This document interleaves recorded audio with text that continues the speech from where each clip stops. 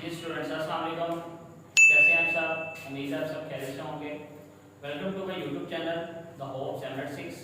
Please subscribe the channel and click the bell icon so that you can watch my next video. जी students, आज के lecture के साथ Sheikh राजफल advocate आपके साथ हाजिर है।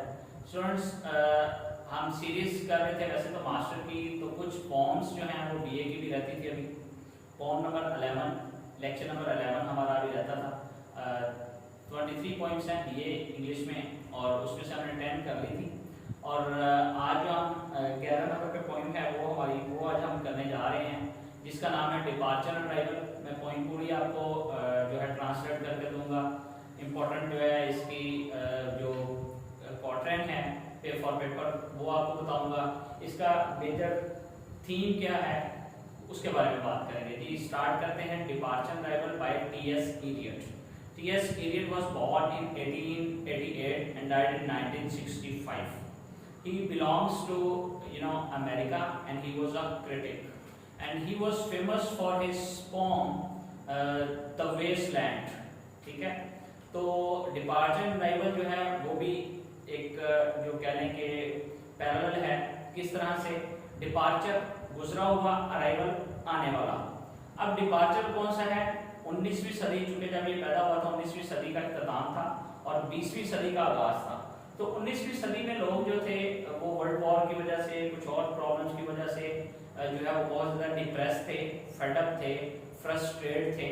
तो T S. Eliot gives hopes for others.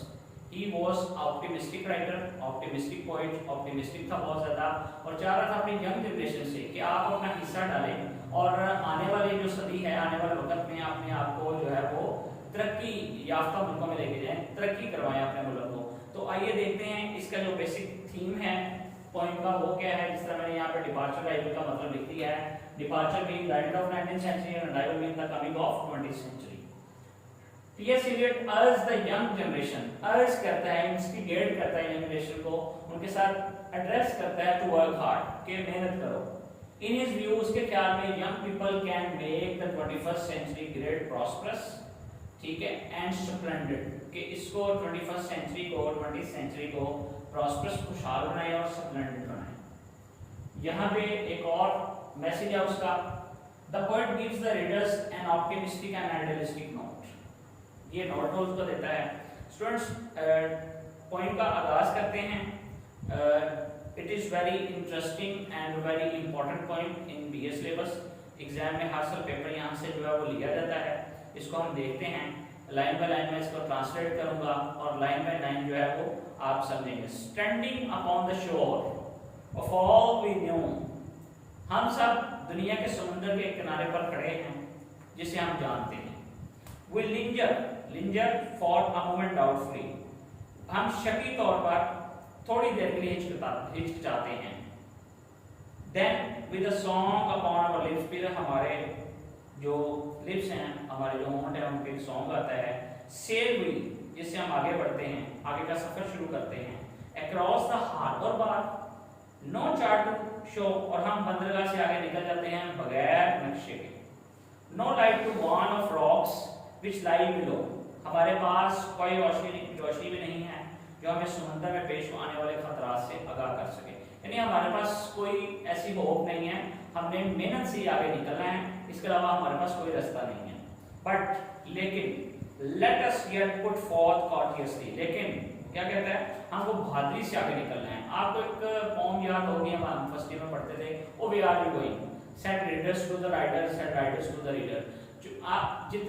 जो आप कोई भी शख्स जो अपनी मंजिल को, अपने गोल अटेम्प्ट करना चाहता है, उसके रास्ते में बेशुमार रुकावटें आती हैं, दुश्वार गुजार रास्ते आते हैं।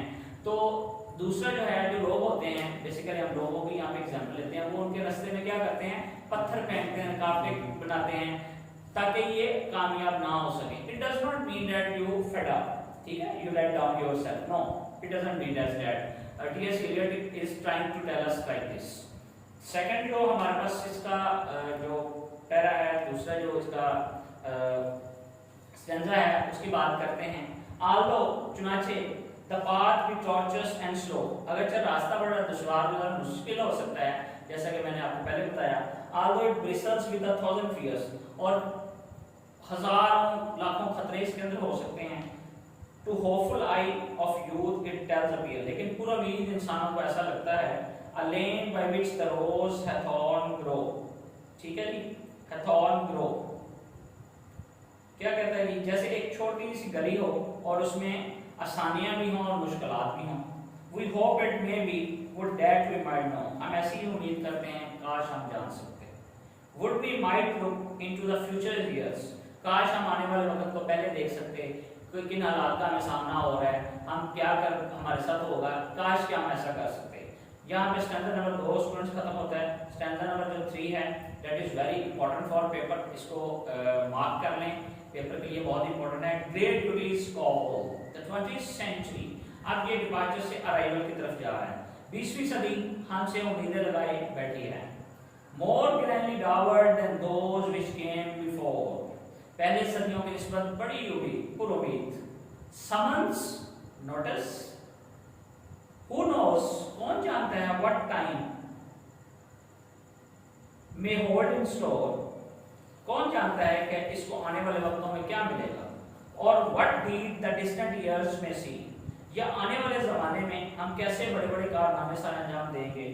व्हाट कंकर्स और पेन एंड मिजरी, हम गमों और तकलीफ के उम्मीदों से फतह पा लेंगे। What heroes greater than were ever your, ये सदी कैसे कैसे अजीम लोग पैदा करेगी। ठीक है, यहाँ पे स्टैंडर्ड नंबर जो 3 है वो भी खत्म हुआ। स्टैंडर्ड नंबर 4, बट लेकिन if this century is to be great one, अगर इस सेंचुरी को, इस सदी को हमने अजीम बना दिया, देन दोज बिफोर, जो इससे पहले हैं, हर सन्स, अब यहाँ पे हर सन्स का वर्ड यूज किया है, मस्ट मेक हर सो, पहले सदी में इस वक्त तो ये काम हमको ही करना होगा। And we are of our sons and we must go, हम ही इसके बेटे हैं, हम ही को आगे बढ़ना है। With eager heart to help mould well her fate, बड़ी लगन के साथ इस दौर को बदलने के लिए। And see that she shall again such proud state, और देखना हम कैसी कामयाबी हासिल करते हैं। And shall future centuries best हो, और आने वाला वक्त हमको कैसी कामयाबी से नवाजेगा। स्टूडेंट्स लास्ट स्टैंजा है अब हमारा, that is also important for the paper, paper के लिए भी बहुत अहम है, इसको भी नोट कर लें। A legacy of benefits, may be हमें विरासत में कुछ फायदे मिले। हाँ, हमें ट्रेडिशनली पीछे से जो विरासत से चीजें आई थी उनसे हमें फायदा हुआ। Students 20th century is a science of age, is a sorry century of age, century of science है। ठीक है, यहाँ पे साइंस थी और इंडस्ट्रियल रेवोल्यूशन आया था, दुनिया बदल रही थी तेजी से, तरक्की की तरफ राह पे गामजन थी। तो टीएस पीरियड में हमें यही सबक दिया कि हमें भी चाहिए हमारे जो यंग जनरेशन है वो भी इसको आगे लेके चलें। In future years be found with those who try, हो सकता है कि आने वाले वक्तों में हम उनके साथ खड़े हों जो कोशिश करते हैं। To labour for the good until the die, कुछ अच्छा करने की मरते दम तक। And ask no other question than to know, और इस सवाल के सिवा हम कोई और सवाल ना करेंगे जानने के लिए। That they have helped the cause to victory, कि उनको हमारी कामयाबी में कितना हाथ है। Students, this is total sum and substance of this form, lecture number 11। इसमें जो इम्पोर्टेंट जो स्टैंजा थे वो भी मैंने आपको अंडरलाइन करवा दिए हैं। स्टैंजा कैसे लिखते हैं वो मैं ऑलरेडी बता चुका हूँ आपको स्टार्ट की पॉइंट्स में, आप वहाँ पे देख सकते हैं। मैं डिस्क्रिप्शन में अपना लिंक भी शेयर कर दूंगा, आप जब चैनल पे जाएंगे आपको नजर आ जाएगा। कोई भी क्वेश्चन आपका हो स्टूडेंट्स इस जो लेक्चर के एंड पे, तो आप कमेंट बॉक्स में पूछ सकते हैं। मैं आप मुझे सोशल मीडिया पे भी फॉलो कर सकते हैं, और मेरा जो कॉन्टैक्ट है वो भी दिया गया है, आप मुझे वहाँ पे भी फॉलो कर सकते हैं, मुझसे क्वेश्चन पूछ सकते हैं। Thank you very much.